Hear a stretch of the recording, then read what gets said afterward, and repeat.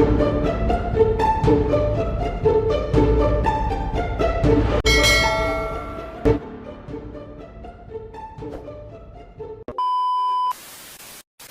y'all, this is Treacherous Slayer coming at y'all with another video, and before we get started, don't forget to like, comment, and subscribe.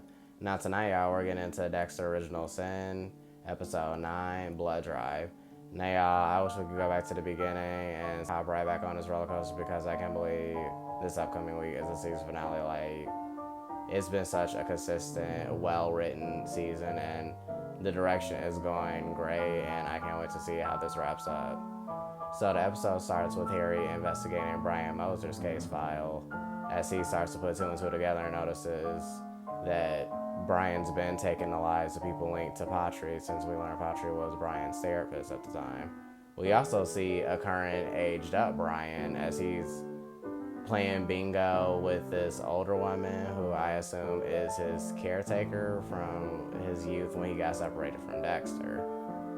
Yeah, and y'all, we jump to the next day and see, Ginger Snap getting ready for work and just minding his business, asking Harry about any updates with the NHI killer. Has he linked anyone to the serial killer? And obviously, Harry wants to protect Dexter from that violent memory of Laura getting, brutalized in front of him and Brian when they were very young. And he just brushes off like, nah, I don't think it's a serial killer. I think we just jump to conclusions. Then Deb walks in and she apologizes for being, a turn-up queen that she is. And she tells Harry that she officially dumped Gio and he doesn't have to worry about her seeing him anymore.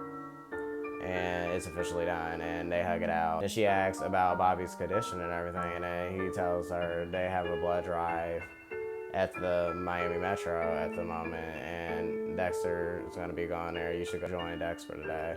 And obviously, I think Harry's still trying to keep Dex busy, just like Aaron's bitch ass is trying to keep him busy from solving Nikki's case.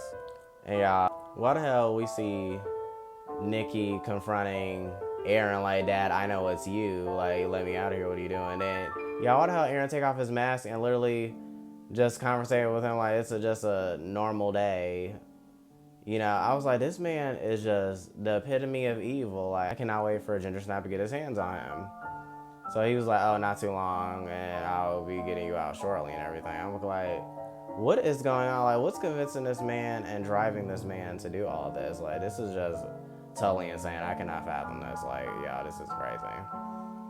And once they reach the Miami Metro, we see LaGreta putting her nose into business that don't concern her as she asks Harry what's the tea about the Brian Moser case, and is he the one who's linked to the NHI murders? Because obviously she trusts her gut and, use her detective skills. And he tells her, like, just to, forget about it. He's actually someone from my old Estrada cartel case. And I just wanted to check on him since I had an affair with his mother back in the day, and I just want to make sure he's okay. Now, obviously, she doesn't really trust his words and realize he's hiding something. Then she goes and asks Kamala for the file on the Estrada case. She reads into the case. I'm like, girl, like, why are you going back into the past and digging into case files that don't concern you at the present? Like, girl, you was doing entirely too much. Now I see what led to your fate in the future, girl, because, girl, you should have definitely learned from this. So she read and learned that Laura left behind a son, Brian. As she gives the case file back to Kamala, Kamala's like, okay, thank you, you have a good day. Then Kamala gives Harry a call like, your partner was just looking into Brian's case, but don't worry, Dexter's name is completely erased from the record, so she's not going to tie that to the crime. Because I was like, yeah, girl, why are you being so damn nosy? Just, do your job and focus on looking into the other leads in terms of other suspects you all gathered on that list, because you're doing too much. And then Deb, donates her blood and walks around the office and tries to bug LaGuerta as well, but LaGuerta rushes her off, and then luckily Tanya comes in and saves the day. And then her and Tanya have a bonding moment, which I love. This is definitely one of my favorite highlights of the show. When she went down her past, Tanya would tell her she used to be part of the basketball team, but didn't realize she didn't really fit the status quo when it came to the basketball team at that time. So she decided to come into law. since she had some skills for it and she wanted to solve some mysteries that not everybody else can solve. And she asked Deborah, like, what's she interested in? And she's like, oh, well, that's usually for the men of the Morgan line. But she was like, that's a shame, we could use more kick-ass women in Miami Metro. And I think, obviously, this is an Easter egg to Deb becoming a future detective in Miami Metro. So that was nice to incorporate into the storyline. I love seeing that happen. Then we see a flashback of Harry convincing Aaron that they need to investigate the Miami port for the cargo and find Laura, Dex, and Brian, because obviously they're being held hostage by Estrada, and hopefully it's not too late to find them. And we see that there's been a 3-day search, and they finally find them, and it was just so horrific and unsightly to see. Like, I can't even look at process how those cops felt when they opened that shipping container, because that was just horrible. And Harry and Bobby went in and grabbed Brian and Dex, and it was just a pool of blood and body parts everywhere, and just severed heads. It was just out of a scene out of a horror movie. It was just that bad. You would think it was Terrifier up in there, because what the hell was that? Couldn't even stomach that. But it's nice to also see the flashback sequences of Doris taking in Dex and Brian and taking that motherly role, since she noticed they lost a mother, so she wanted to make sure she could provide some kind of healing in some form the best way she could. We also see Brian making a woman at Bingo his next target, which I assume he's been, already had that set in his mind, because he's obviously a more demented, unstable version of Dexter. At least Dexter had training with Harry. Then we also learned that a young Brian also tried to take the life of a baby Deborah, as Doris was making Brian and Dexter some PB&Js, and because obviously Deborah was doing what babies do, which is cry, and he said she wouldn't be quiet and tried to suffocate her. I was like, oh no, you little demented little devil, you need to back up. So she, made his badass sit on a couch for timeout until Harry got home, and then he literally crashed out on Harry, I'm my dad, and I don't want to be here, I hate it here, I hate all of you. And he literally punched a hole in the glass at the front door. I'm like, oh, this little boy, he really needs extensive therapy. This is just so sad to see. And they hit up the worker, yeah, we can't deal with this, he's too violent, y'all. Y'all gonna have to come deal with him. Y'all gonna send him another hole. I know the city, though, we can't deal with that level of trauma, which was so heartbreaking to see, because no one wants to break up a sibling bond in the system. It's just horrific, and that's just soul-tearing. We also see Ginger Snap trying to investigate Aaron's bachelor past, since he learned that Aaron's obviously recently divorced. We all know that, and he was trying to find some evidence on how Aaron's linked to the Nikki and Jimmy case. Obviously, he knows he's the abductor. But we see him, he finds the Sunny Smiles, but he comes home with Harry to cover his tracks more. And then luckily, I thought Ginger Snap was about to be caught the hell up, because Aaron was going in his room to grab a drink so they could share a drink. And luckily, Ginger Snap snuck off his balcony, and Aaron came out quickly, but didn't see Ginger Snap lurking below. And then he waited till Aaron went back inside, and he ran away. I'm like, oh, thank God. I was like, there you go, getting too confident, Ginger Snap. You need to watch your back. And overall, the pacing of this episode was very great. And all the cops started doing a blood drive for Bobby, since he's in critical condition at the moment. And that was nice to see his team truly come through for him. Bond that the Miami Metro has for each other. That was nice to see how they're not playing about each other. And we also see a moment of trust between Clark and Ginger Snap, as Clark confides in Ginger Snap that one of his past partners called and said he had got recently infected with HIV. He's waiting for his test results, so he can't donate blood, but he wants to donate blood. He wants to know if Ginger Snap can donate blood in his stead. So Ginger Snap is a true ally. He was like, yeah, I got you, bro. So he donates his blood, and Clark thanks him. So I love that obviously Ginger Snap ain't gonna play about Clark, and Clark ain't gonna play about Ginger Snap. I wonder if he really needed it, will Clark help Ginger Snap cover up a little slip up if he was getting rid of some trash? I always wondered that. That would be interesting to see later on. But as Ginger Snap wraps that up, Asuka annoying herself He comes and pressures Ginger Snap like, not everybody leaves until they donate blood. This is one of our family. And he's like, damn it, I literally just donated a pint. But obviously he can voice that out loud because he'll be breaking Clark's trust. So that was a funny moment, and I was really worried for Ginger Snap's like well-being because I was like, he just donated 2 pints of blood. I know he worn out, but good thing he kept getting some cookies and eating some snacks, so he should be fine. And we see Harry having a realization that Brian's been stalking Dexter this whole time as he goes through the crime scene images of each murder that Brian kept revisiting that he obviously committed.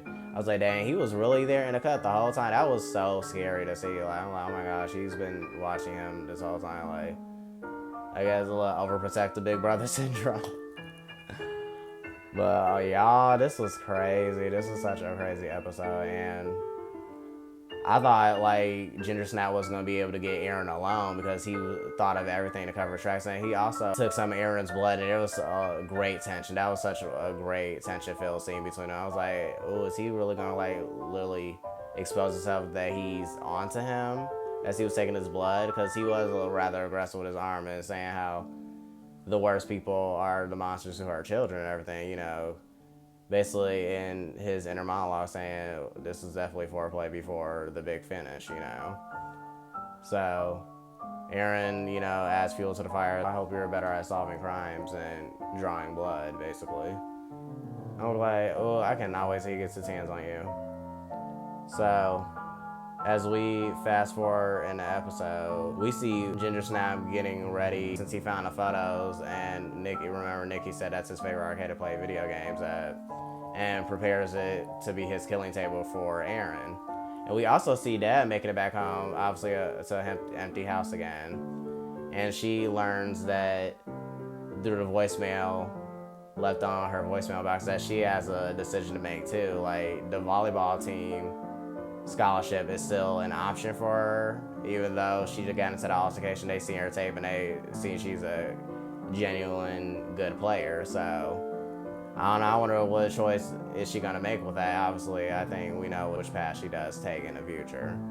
So that was nice to see that all hope wasn't lost for Deb in that moment too. So that was good. So she got something to smile about given the recent bullshit she just went through. So the big finish comes towards the end when Harry goes and visits Bobby's bedside and chit-chats with his wife, and she cracks a joke like, okay, don't kiss him while he's unconscious, and like she leaves and gives him a moment of privacy. Then he confesses to Bobby like, look, I know who the NHI murderer is, and it's someone we know from our past that we failed to protect. It's Bobby, Dexter's older brother. I wish you were conscious to, you know, use your smarts and tell me how to handle this situation since you're always there. Because obviously we know they like brothers, so they stick together. They got a strong dynamic bond that can't be broken.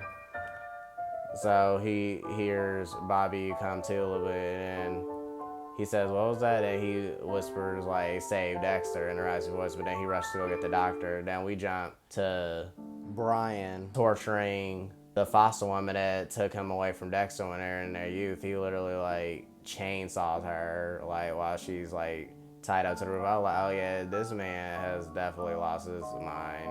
Every sense of it. He just definitely sloppily still trying to find his method of killing. Like Dexter already predicted, he's still trying to figure his style out. Then we jump to see Dexter finally trying to subdue Aaron, but Aaron slightly gets the upper hand.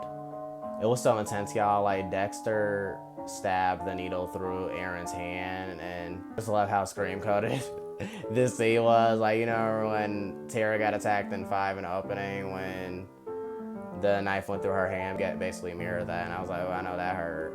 And luckily, I was so scared for Ginger Snap's like safety as well, because obviously Aaron's a captain and he's a seasoned serial killer at this point, because we don't know how many children's lives he took at this point. So Aaron like struggles and still tries to fight him off, but luckily Ginger Snap gets the upper hand and like uses his second hand to like force the needle backwards into his neck and like knock him out with the Ederfine. So luckily he gets him on the killing table, then asks him to confess. You know, why are you doing this? Like, how do you do it? What kind of medieval monster enjoys, harming children, and he's like, I'm the hero of this story. I'm the hero to this city. And he was like, you're not a damn hero, you're a monster. Like, so how do you do that? How do you switch it off and pretend you're this good person when you're not? And he says his ex-wife left him and he wanted to make her feel the pain, basically. And he's like, all this to make your ex-wife feel like shit because she left you. I'm like, right, like, that's your motive? I'm like, you evil son of a bitch. I'm like, okay, hurry up and take him out, Ginger Snap, but make it slow and painful. But he still chit-chatting with them and toying with them, but obviously he has to, because he has to know where Nikki's whereabouts is so he could save Nikki's life. And obviously Aaron's being the stubborn asshole that he's being and not giving up his location, so Ginger Snap has the wise idea to cut off his pinky, and I'm glad. That was such a satisfying moment. I was like, yeah, bastard, doesn't feel too good, does it? So he does that, and he still doesn't confess. And I noticed Ginger Snap accidentally left the cut in one of the plastic wrap above Aaron's right shoulder, and well, at least I thought, allegedly unbeknownst to Ginger Snap, Aaron breaks free and tries to run and go for help. He takes his clothes, but luckily Ginger Snap is watching the whole scene and pulls off and follows him. So obviously this was Ginger Snap's plan to engage with him in a huge cat and mouse chase. So that's how episode 9 Blood Dry wraps up, and we just gotta wait for episode 10, y'all, for the season finale. And all I can say is 10 out of 10 storytelling. We got to know what Brian's been up to this whole time, and it's crazy like how him and Dexter are so similar, but yet different in personality. Like a dramatic difference. At least Dexter had Harry to show him the ropes, but Brian didn't have anyone and succumbed to his darkest urges, and not in the way that should have been maintained, how Harry maintained Dexter. So I don't know, y'all let me know y'all thoughts on this episode, because I just hope that this doesn't backfire on Ginger Snap in a season finale, and I wonder what Aaron's fate is going to be, is he going to be able to take him out successfully? So y'all let me down in the comments what y'all look forward to in the season finale, and I'm Treacherous Slayer, and I'll see y'all later. Bye.